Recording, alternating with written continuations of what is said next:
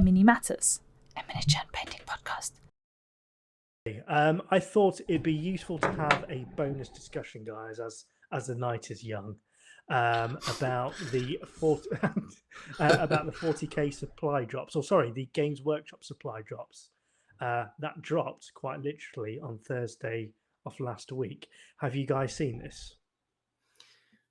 Absolutely. No. I also saw the large crater after the explosion when people decided to have their very strong opinions on said supply drop. So what's the premise? So let's, Pete. Do you want to go, Pete? Yes. Have you So got an image? they are boxes, predefined boxes of loot from Games Workshop. They had a couple of subjects. So they had a Warhammer 40,000 Imperium supply drop. And then the other one they had was a Warhammer Underworlds supply drop. What is the Underworld? Sorry, the board game that they've got set in the kind Right. of Warhammer Age of Sigmar universe. Mhm. And the premise is they're a blind box. You don't know what's going to come in there. They are £65 and £75. And they are at about a 50% discount for what you get in the box. Okay. So you're paying 75 quid and getting £150 worth of Imperial models in the box. So it's not really that good, because if you just go to one of the crappy, that's so harsh. If you go to one of the third-party sellers, you get 30% off already, right? So you've 20 is usually what you get. 20 is a high. Is it 20? normally, yeah. Okay, so 20, and then you buy a box like an army box or a release box or something, which already gives you further savings. But what if one of those boxes is in there? So if you've got like one of those £50 box sets, Yeah. like Got a you. start collecting box set, 60 quid start collecting box set, and and it's actually in there at 30 quid. It's you don't know what's going to be in there. It's the first time they've done it, but apparently they were doing similar things at Games Day, so Warhammer Fest, where they were having where they had kind of boxed bundles, blind box bundles, basically. And So people loved there is it a bit then. of form there, but yeah, it'd be interesting to see what they've got in those boxes. So no one's got them yet then? No. I've seen the contents of one. I've seen the contents of one. Before I just outline that, I think what's interesting about this story for me is, incidentally, this stuff sold out within 20 minutes as well of it going live. So 20 minutes of people getting the email, all this stuff was sold out. How many did they have? Do you know? Sorry, I don't know quantities. Yeah. No. I think what's interesting for me is Games Workshop have never sold items, as far as I remember, at a reduced rate. They've never had sales. They've never had end of the line sales, and they've never partaken of things like Black Friday or things They like did that. in the old days. They used to They used to, yeah. They used quite a lot. Up until the Lord of the Rings, Yeah. they used to do sales and giveaways and Yeah, £1 blister things packs, and stuff like that. Like How many years are we talking though? it was 20? just prior to Lord of the Rings, so 20 years, yeah. yeah, it's like Yeah, 99, 2000. So it's taken a while. I mean, I don't know why. It may be the case. It may be like the Burberry effect, where is it Burberry or Mulberry, where basically you saw in the news whereby all their old stock they would just burn, and the reason being is to sell it off cheaper, or for it to get taken and found and resold cheaper would affect the brand, would affect the goodwill, would affect the prestige of the brand. So I wonder if GW do the same thing, whereby we're high-end model sellers. We don't need to sell our stuff at a discount. You mean, so why have they done this now, basically? Like, why are they changing their kind of their MO? Yeah. What's going around at the moment is, with a company that big, you get damaged stock, you get damaged boxes, you get damaged sprues and whatnot. And what they've historically done is they've gone and melted them all. They've taken them somewhere and they destroy them. rather than let them go cheaper. What people are suggesting is that this might include stuff that would normally go there or end of the line stuff. They Now I can't. don't Oh, I see. now Okay. now I don't know what's in the 40k one, but I have seen what's in the Shadespire Underworlds. Underworlds one, Yeah. and what they're selling, what they people got inside there was one of the boxes of the battle groups. You know, one of the squads. I think it was the barbarian women in there. Yeah. A playmat, a lot of auxiliary stuff. So terrain, a card, a box holder for the cards. Basically, stuff that doesn't fly off the shelf. In other words, just like In other words, we yeah. take your money, you take our crap kind of vibe. Well, it's not crap, because obviously if you're into Underworld and you like the whole thing, then you might find value in that. Yeah, I suppose you. Yeah. But they've announced that there's going to be an Underworld Season 4 coming out. So I think a lot of the stuff that's found its way into the supply drop is things that is probably going to be redundant in about 2 or 3 months, that has probably slowed down in terms of sales. And it's either get rid of them at a reduced price in this blind way, or it gets shredded, or whatever you do to plastic models. And it kind of also buys into the loot crate culture that we've got going on at the minute, where people like it's like computer games, isn't it? But I think it's fair. So I don't know what people's reaction is at all. But I guess you were saying it split them, because I can't really see a negative to it, because No. you know what you're buying, which is you don't know what you're buying. So you can never have an opinion on it saying, oh, I got ripped off.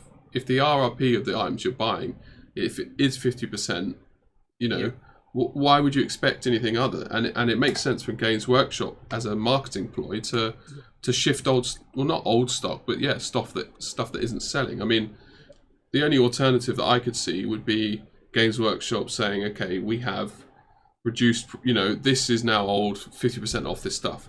But like you said, Lionel, they can't really do that because it sets a precedent. So then all of a sudden they're like, oh, well, I won't buy this. I'll just wait 5 years and Games Workshop will release it half price. Yeah, because I suppose if they're going to do that regularly, it'd have to be more than 20% off, because 20% off is what so many other online retailers are selling the stuff for. I think there was a lot of angst about it being similar to loot boxes for computer games. Sounds like exactly the same thing. But there is a big difference, and so this is, I'm kind of repeating what I've read online, so take it with a pinch of salt. But I think that the big difference is with loot boxes, the value of what you're buying is unknown, so that varies. Okay. So you'll buy a a loot box for one of the big games, Overwatch or something like that. You'll have, and it could have some sprays and some like tap, basically, an emote or something like that, and some other bits of rubbish. It's random then, I guess. Yeah, or you could have a new skin for one of the characters, which is absolutely amazing, and it really varies quite wildly. Whereas I think the difference here, so that's the gambling. You're paying basically it's just gambling. To get this loot box, and you may get something which is in essence absolutely worthless, because it's a digital content which you will never use and is crap.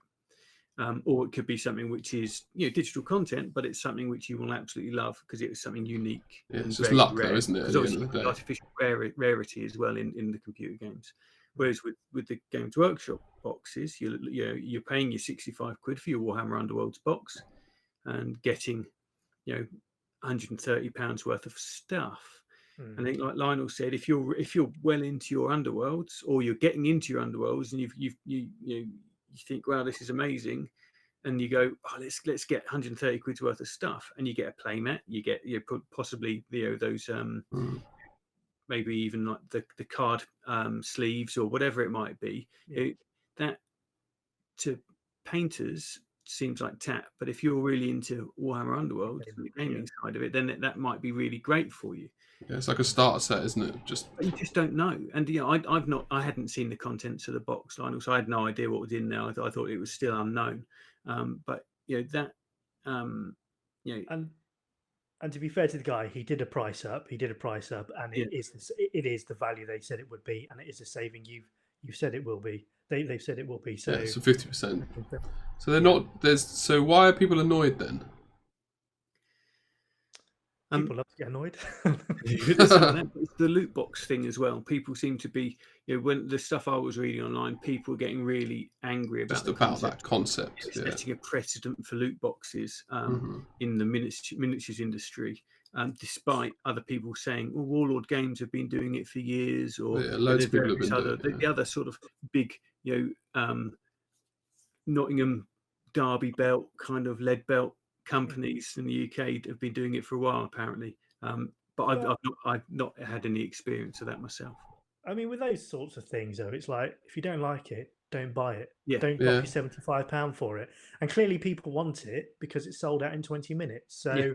let them enjoy that content. And if it's not for you, move on.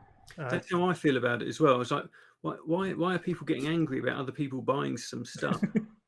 Yeah. Yeah, I kind of see if they're concerned that people are being so people are being taken advantage of or preyed something. upon.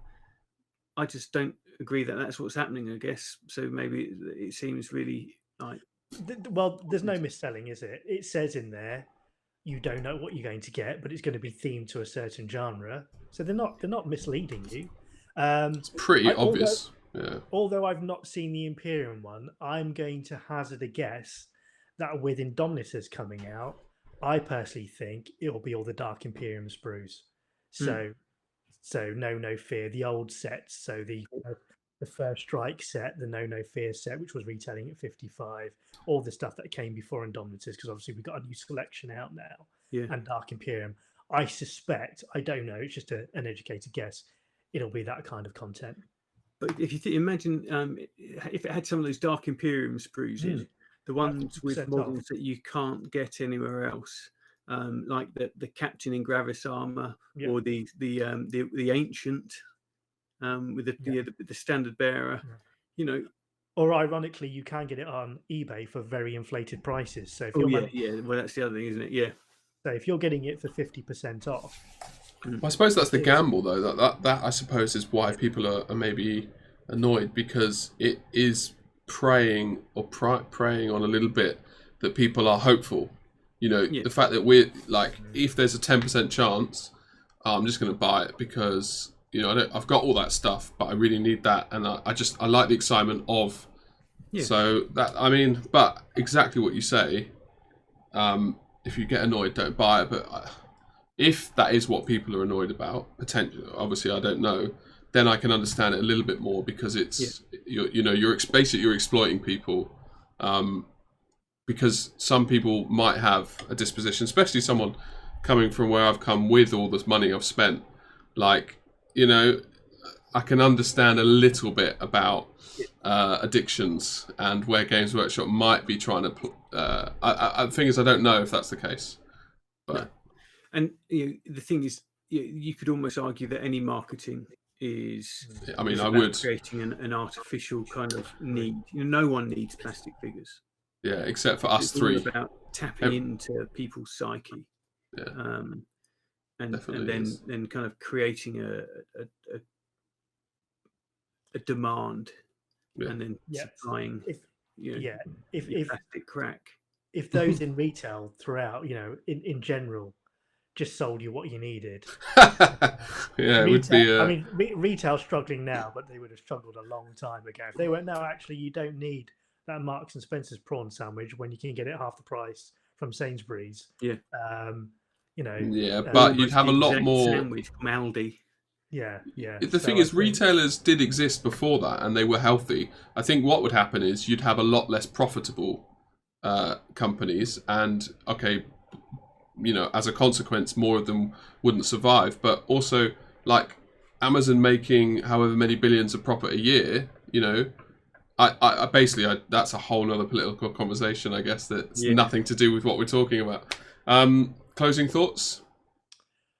I generally do find it interesting. Whether I would ever purchase one, I don't think so. But in terms of a change in stance, in terms of offering interesting. reductions on their products direct from source as opposed to a third-party retailer. I think it's interesting. Yeah, I agree. I Yeah. thought about the Underworlds one.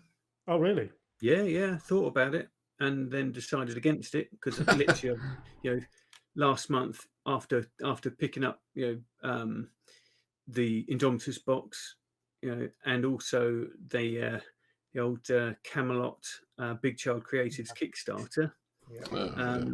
I was kind of thought, no, be good, but it's interesting. I just also love watching people's reaction to it. It's volatile, isn't it? We said this off air. Anything GW will get a reaction. A story of theirs will never quietly go into the night, will there? There will always be a polarizing. Release a codex, make some boxes. Dragonhead releases a new model, like all that kind of stuff. Sends the internet on fire. Yeah. Exactly that. Right.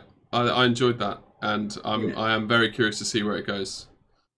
I want to know what everybody else thinks. So, in terms of people watching our videos, what do you think about the loot box economy potential to spill into miniature painting or the miniature war games industry? I don't think what we've got or what we're seeing is exactly the same as a loot box. But what do you think? Is this preying on people's kind of collective, kind of collectionist mentality? Let us know. And if you did buy one, were you happy with what you got? Yeah. And what did you get? Yeah, what did you get? Sound aggressive there, Peter. What did you get? Yeah. Let us know. I'm curious. Bit of your rest there. Yeah.